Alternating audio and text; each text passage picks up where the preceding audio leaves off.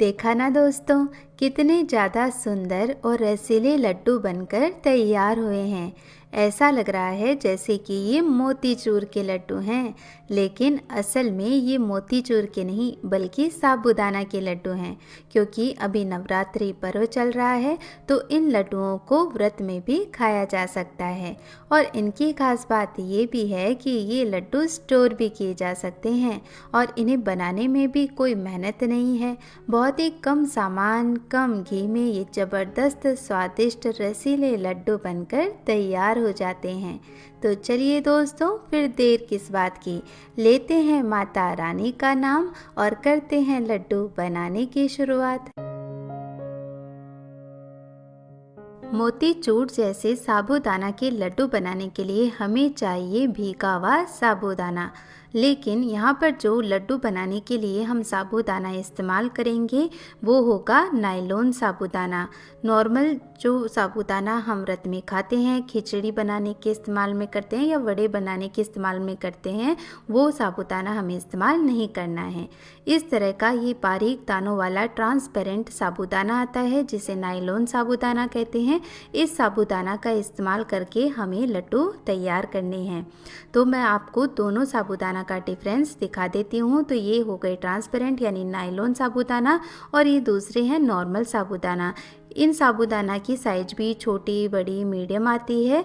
तो मैंने यहाँ पर एकदम बारीक वाला साबूदाना लिया है। इस साबूदाना में और इस साबूदाना में आप डिफरेंस देख सकते हैं।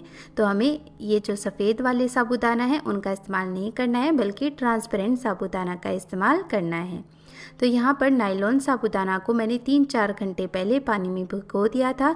तो आप देख सकते हैं ये काफ़ी अच्छे से फूल गए हैं और बहुत ही शाइनी हो गए हैं। तो चलिए अब इन साबूदाना का इस्तेमाल करके हम लड्डू बनाते हैं। तो इन भीगे हुए साबूदाना को जब हम इस्तेमाल करते हैं तो इनमें काफ़ी पानी होता है। तो इस पानी को हमें निकालना है क्योंकि ये साबूदाना बहुत ही कम पानी को अब्सॉर्ब करते हैं। तो एक छलनी में साबूदाना को फैला देंगे ताकि एक्स्ट्रा पानी निकल जाए। दूसरी तरफ एक पैन में 2 चम्मच घी गरम कर लेंगे। हो सके तो इन लड्डुओं को बनाने के लिए नॉन स्टिक बर्तन का ही इस्तेमाल करें क्योंकि साबूदाना नीचे काफ़ी चिपकता है। तो घी मेल्ट हो रहा है और इधर देखिए साबूदाना है उसका सारा पानी निकल चुका है। तो अब जब हम साबूदाना के लड्डू बनाएंगे तो वो सॉफ्ट नहीं रहेंगे, अच्छे बाइंड हो जाएंगे। तो इस तरह से साबूदाना को छलनी में निकाल कर ज़रूर रखें। देखिए कितना सारा पानी है।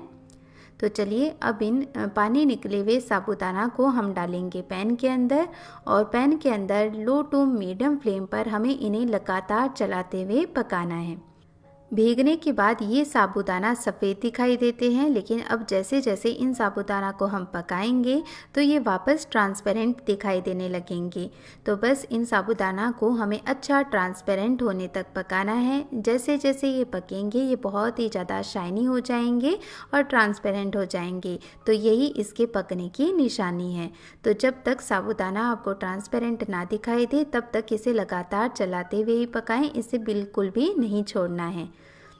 तो 5 से 6 मिनट में आप देख सकते हैं कि साबूदाना आपस में जुड़ने लगा है, साथ ही ये ट्रांसपेरेंट दिखाई दे रहा है।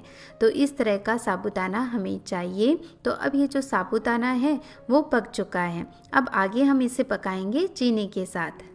मैंने 3-4 घंटे पहले जब साबूदाना को भिगोया था तो उसकी मात्रा 1.5 कप थी। भीगने के बाद साबूदाना काफ़ी फूल चुके हैं तो इनकी मात्रा ज़्यादा हो गई है। तो भिगोने से पहले